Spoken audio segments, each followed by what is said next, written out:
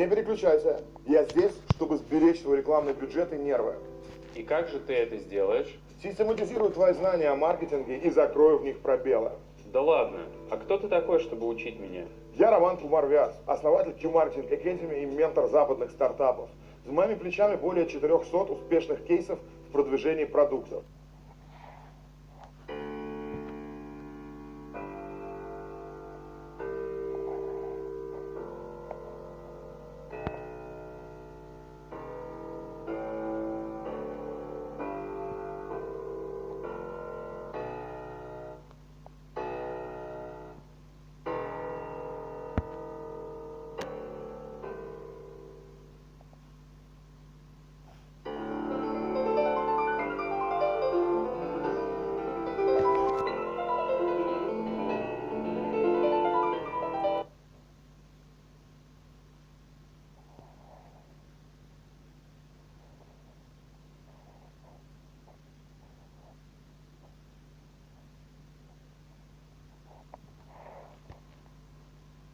I feel like every other day we see a new company boasting about how fast their new smartphone can charge. But what a lot of these companies don't tell you is that faster charging doesn't come for free. So very quickly, the way your battery works is with two poles, a negative and a positive. At the negative end, you have a ton of free electrons. At the positive end, you have less. So naturally, those electrons just want to flow from that negative end to the positive. And along the way, they can power whatever components you put in their path. Once they've all flowed, your battery is dead. And that's where charging comes in. We can use electricity to basically push electrons back to the negative side, creating that difference again. And so really, all a fast charger is doing is pushing those electrons back faster. But there are some problems to this. For starters, it means that in any given amount of space, you actually get less battery capacity. In every battery, between that positive and negative pole, you also need a separator. It's there to make sure that the electrons don't just go straight from one side of the battery to the other, and that capacity. In every battery, between that positive and negative pole, you also need a separator. It's there to make sure that the electrons don't just go straight from one side of the battery to the other, and that they actually go through the circuit that you want them to. But see, the faster you want to charge your battery, the thicker you have to make this separator. Speed, so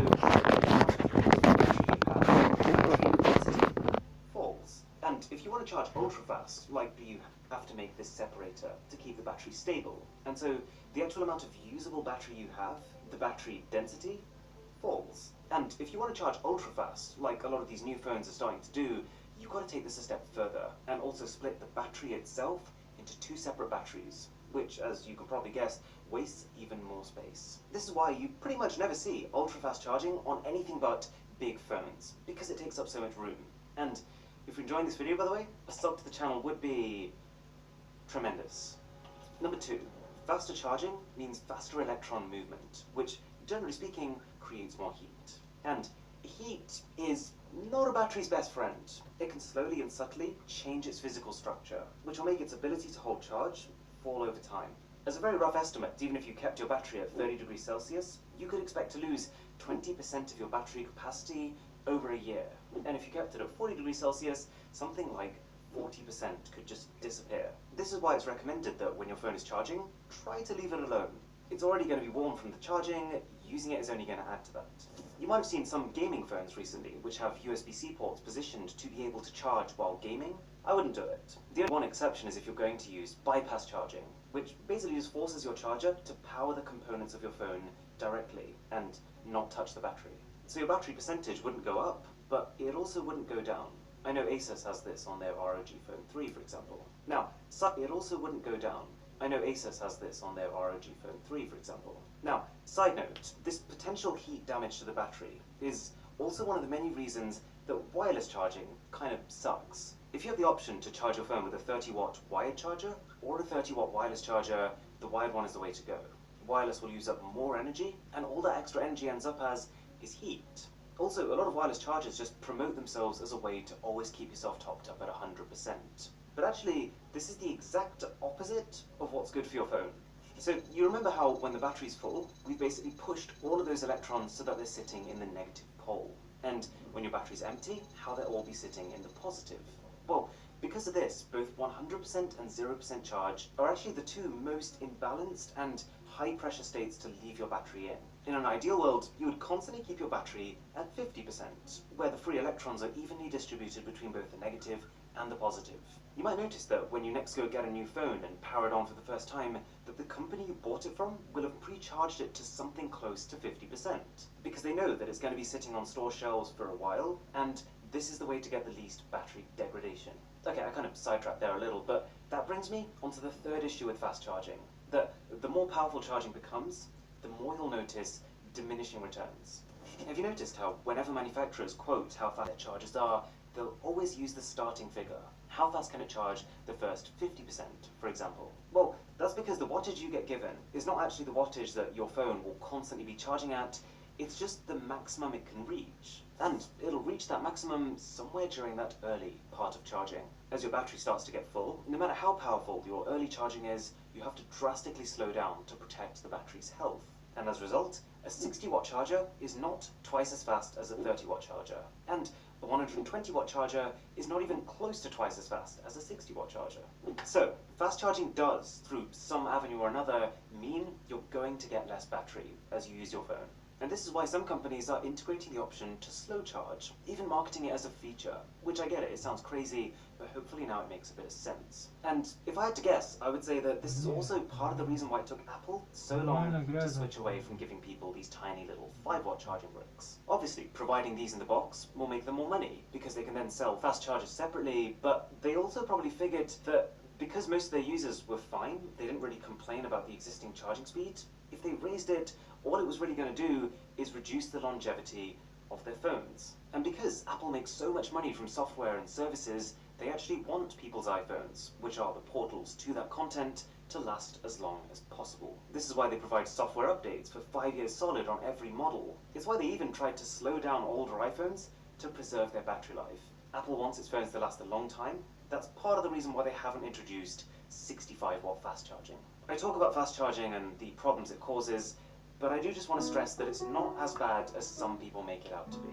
There are some redeeming factors. For starters, some people seem to have this idea that slow charging is good for your battery.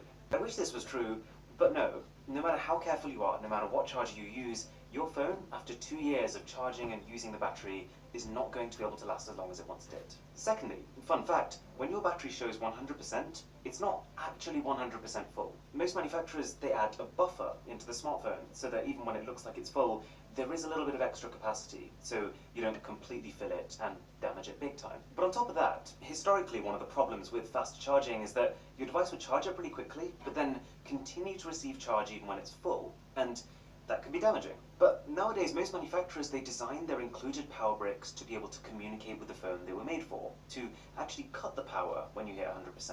So overcharging isn't really a problem either.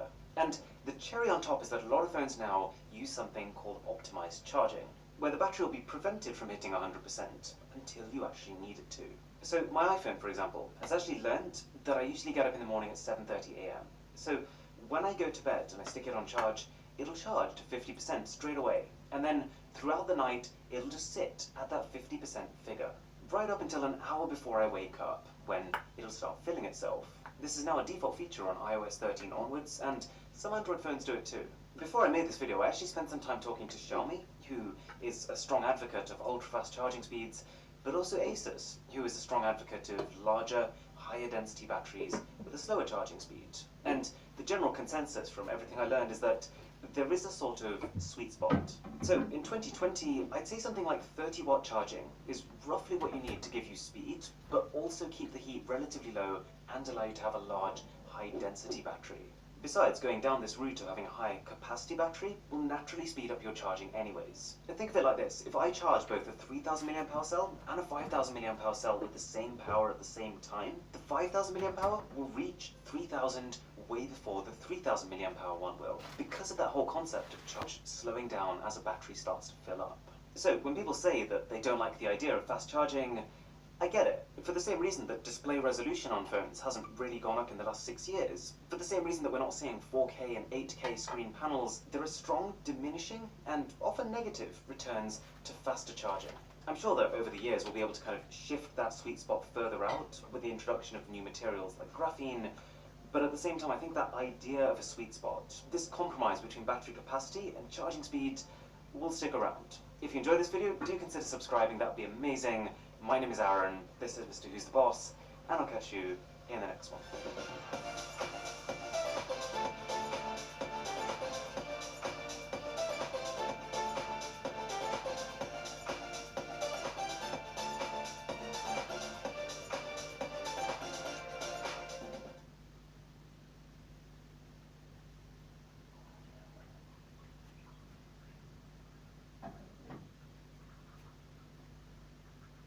Давай возьмем кредит. Как-нибудь недорого. Надо искать. Смотри. Банки.ру легко подберет выгодный кредит с высокой вероятностью одобрения. Здорово! Банки.ру знает, где выгоднее. Apple says that the iPhone 13s have the best battery life of any past generation. So, in front of us right now, we have every iPhone Apple sells right now. The 13 Pro Max, the 13 Pro, the normal 13, 13 mini, last year's iPhone 12, the year before's iPhone 11, and finally, the iPhone SE. I've set them all to an equivalent level of brightness, and also made sure that every phone still has 100% battery health, or in other words, lasts as long as it should last. So, let's see if Apple was telling the truth. The phone to beat right now is the Galaxy S21 Ultra, which hit 8 hours and 41 minutes. Okay, we're unplugged, we're on the way, and I've structured this test to start with light social media, move on to heavy gaming, and then into one of the most taxing things you can do on a phone, using the cameras. Now, I think that with these iPhone 13s, it is more important than ever that Apple delivers on its promise of more battery. For 3 reasons. 1, Android flagships now almost consistently come with enormous size batteries. 2, with last year's iPhone 12 Pros, instead of actually improving the battery life from the year before, Apple reduced it from the 11 Pros, which actually meant they fell behind a little bit. And 3, battery life is meant to be one of the main selling points of the iPhone 13s. And so if it just ends up similar to the 12s, that wipes off a big potential reason that someone might have to upgrade. But at the same time, if Apple has nailed it, then they will have corrected one of the main barriers to owning an iPhone. We've not had a single year so far where I've looked at the entire iPhone lineup and thought, yeah, all of these have really good endurance. Anyways, interesting results so far. We've had just under an hour, but there is already a huge gap between these phones. Apparently, the iPhone 13 Pro Max is still on 95%. Not sure I completely buy that, but it's definitely promising. Oh, and thanks to Surfshark VPN for sponsoring this video. But the other thing that we need to keep a really close eye on is how the new 13 Pro iPhones perform versus the normal 13 and 13 mini. Because, as you might know, this year, the Pro iPhones have new displays that can refresh up to 120 times per second, as opposed to 60. However, if not done right, refreshing twice as fast can obviously be a huge drain on the battery, and so we could well have a situation where the normal iPhone 13s outlast the Pro iPhone 13s, and that wouldn't be great. In fact, of all features that you need specifically on a Pro phone, I would say that none of them are as important as battery. Because Pro users are going to use their phones more. He just came in, created chaos, and left. I'm not impressed. Pro users are going to use their phones more, and more than likely, they're going to use them for more demanding tasks, like recording 4K footage and video editing. Can we just have a moment to appreciate how poor the battery life is on the iPhone SE? I mean, I guess if you had someone who literally just used their phone for calls, it might be enough, but this kind of battery alone is enough such that I wouldn't recommend this phone to anyone. And I actually had a spare iPhone SE. I was going to give it to a family member, but then I remembered how poor the battery life was and actually decided it would cause them more problems than it would solve. But check this though, so far the battery lives are performing in exactly the order of the price of these phones. And it's looking pretty promising actually. As I was hoping, the Pro phones, they are ahead, which means Apple has figured out how to add 120Hz refresh rates with little to no compromise. And the fact that after 3.5 hours, the iPhone 13 Pro Max is on over 70%, I'm actually just realizing now that I may not sleep tonight. This is the problem with battery tests. The better the phones get, the worse my life does. Okay, so, iPhone SE is dead. I usually say that if a phone can get to 5 hours in one of these tests, it means the battery life is good enough, that you shouldn't have to worry about it. Less than 4 hours, though, is fair reason to worry. Don't get the iPhone SE. And It also looks like the iPhone 11 is following suit. And to be honest, in 2021, I don't think this phone is worth its asking price either. Like, you can tell very easily compared to the iPhone 12 and onwards, the screen is low resolution, it's only an LCD panel instead of an OLED, so colors aren't the best, and the borders are just chunky. The way that Apple tends to work is every time they release a new set of iPhones, they will discontinue some of their previous ones that they think might overlap in terms of demand, and then for the ones they keep, they'll knock like $100 off the price. So, this iPhone 11, for example, released at $699 in 2019. It then got dropped to $599 last year, and now it's sitting at $499. But the thing is, this hardware ages much faster than the $100 cut compensates you for. Or in other words, other phones have just gotten better. Okay, how are we doing? Holy crud. I've just realized something. It's been over 5 hours, and the iPhone 13 Pro Max is still on over 50%. That phone is on track to break every record we have ever had. And while the iPhone 12 is doing, well, pretty good, this is quite cool. The entire iPhone 13 lineup is outperforming it, including the Mini. The battery life is the single main reason that I never even considered using the 12 Mini. I mean, I probably still won't use the 13 Mini. I like big phones, but it will probably be enough to remove my inhibition from recommending it. So, right now on this test, we've reached the camera stage. So to start with, I was taking photos on each phone, then I started recording 1080p video on each phone, and we're just finishing it off now with 4K video on each phone. I don't think the iPhone 12 enjoyed that too much. Oh, I do want to point something out here while I remember though. It's got nothing to do with batteries, but which one of these iPhones looks like it has the slimmest bezels? It's the normal iPhone 13, right? And the reason for that is that the outer rim of Apple's phones, the band of color around the sides, it extends all the way to the edges of your screen on the front. And so if you pick a darker color, all it does is make your screen bezels look thicker, because you've just effectively got two black layers around your display. Also, the lighter colors are much better at not showing fingerprints. So, yeah, I strongly recommend going light. Okay, the 13 Mini has just conked out. I'm gonna fast forward this test now so we can get to the results quickly. And while we do that, final time I'm mentioning this, I have bought 10 iPhone 13s myself to give away to you. The rules for that are in the description. I am kind of at a loss with this 13 Pro Max. I'm now convinced that this is going to beat the current record of 8 hours 41. It's just more a question of by how much. And bear in mind that on this test, every phone has had Wi-Fi on, Bluetooth on, also edges of your screen on the front. And so if you pick a darker color, all it does is make your screen bezels look thicker, because you've just effectively got two black layers around your display. Also, the lighter colors are much better at not showing fingerprints. So, yeah, I strongly recommend going light.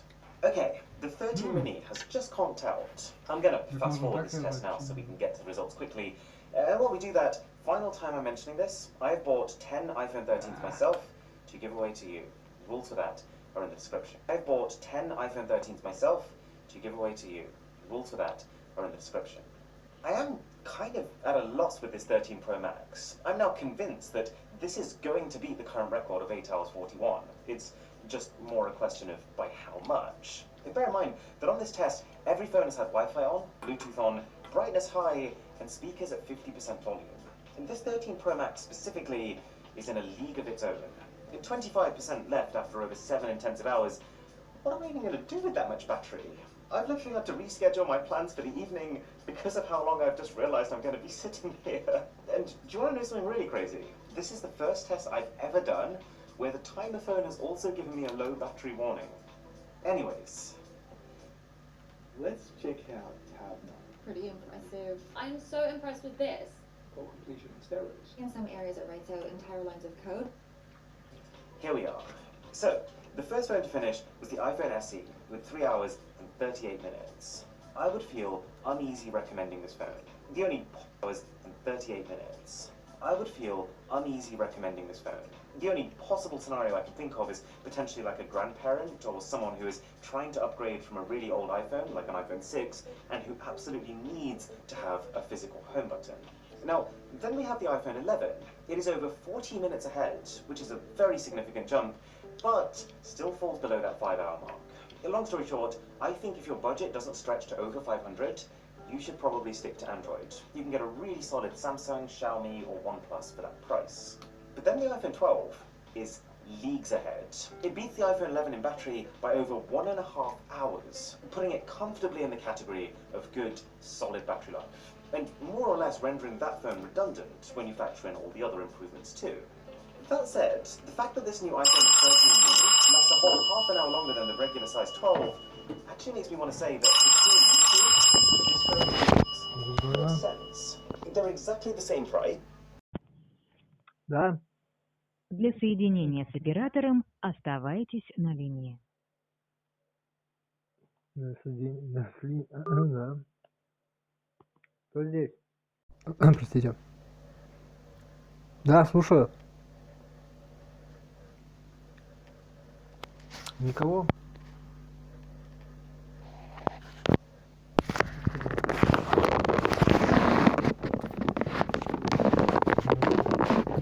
Эти репетиторы, вы скорее работает она. Работаешь сам себе, не работает себе. And yes, this phone just makes more sense. They're exactly the same price, and yes, this mini is a compact phone, but apart from screen size, it doesn't have any of the usual trade-offs that come with being smaller, and it's actually the more powerful, longer-lasting phone with better cameras. You can also buy the iPhone 12 mini right now for $100 less, but I really wouldn't.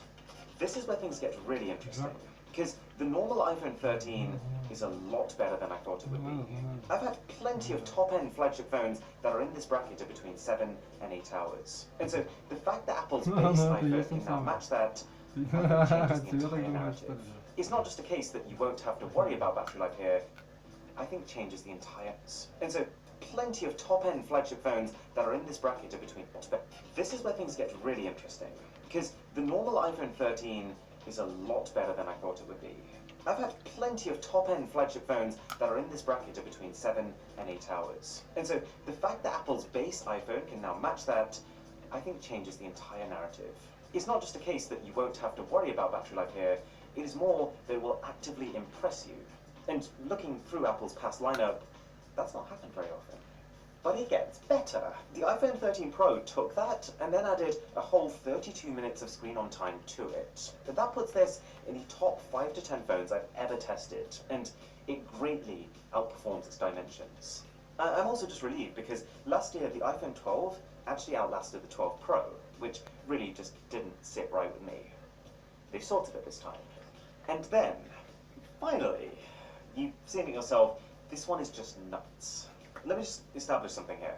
The way that I rank phones on these tests is, if you can get over 5 hours, good, solid. If you can get over 6 hours, that is great battery. If you can get over 7, really great battery. It has gone above and beyond. If you can get over 8 though, incredible, the top tier. You will definitely notice how it never seems to run dry. Okay, the iPhone 13 Pro Max lasted just under 10 hours. This is not just the highest score I've ever recorded, it is miles ahead of anything else. And even though, yes, each battery test does run different apps, and you can't make 100% direct comparisons, it is far enough ahead that I can say for sure, this is the king. Okay, at this point I probably don't need to tell you what a VPN is. If you want to either browse the internet anonymously, change the location of your device to another country, to watch TV shows from that country or avoid censorship, or even just to escape data throttling from your internet service provider, then a VPN is the way to go. But then you're faced with the question of, which one?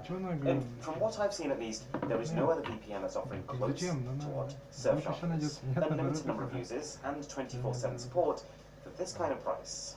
If you use the code BOSS, you get an 83% and 24/7 support for this kind of price. If you use the code BOSS, you get an 83% discount, as well as 3 months for free, and that takes it to just $2.49 a month. I spend more on paper clips than that. Oh, yeah, and it also has the option to remove ads and trackers while browsing.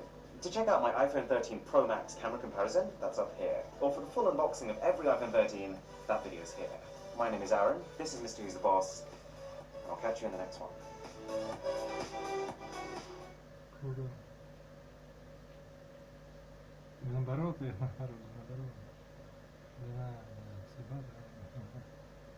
Как избавиться от страха перед будущим? Слушайте, а зачем от него избавляться? Жизнь такая, жизнь постоянно меняется. Если вы живете, вы боитесь. Если вы не живете, вот тогда не страшно. Но жить-то надо. Если не жить, неинтересно. Здравствуйте. Меня зовут Владимир Яковлевич. Вы меня знаете, наверное, по моим прошлым проектам. Ну, издательскому дому «Коммерсант», не знаю, журналам, власти, деньги, ну, проекту «Возраст счастья» или моим видео «Я ко мне по понедельникам». В общем, так или иначе, мы с вами знакомы. Я вам скажу так. Волноваться очень хорошо и полезно. Если вы активно живете, вы волнуетесь. Если вы не боитесь развиваться, значит, вы боитесь завтрашнего дня. Это абсолютно нормально. Другое дело, как сделать так, чтобы волноваться и при этом не переставать радоваться, чтобы бояться, но при этом использовать страх в своих собственных интересах. Если хотите знать, приходите на мой вебинар. У меня по этому поводу есть специальный вебинар, он называется «Продолжение света». Ссылка внизу, кликайте, приходите, буду очень рад вас видеть. Вебинар абсолютно бесплатный. Очень ваш вид.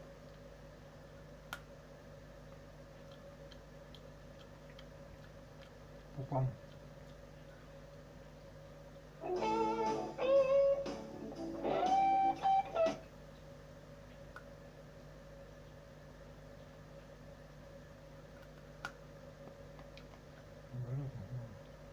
Нет, наоборот, потом оставить. А,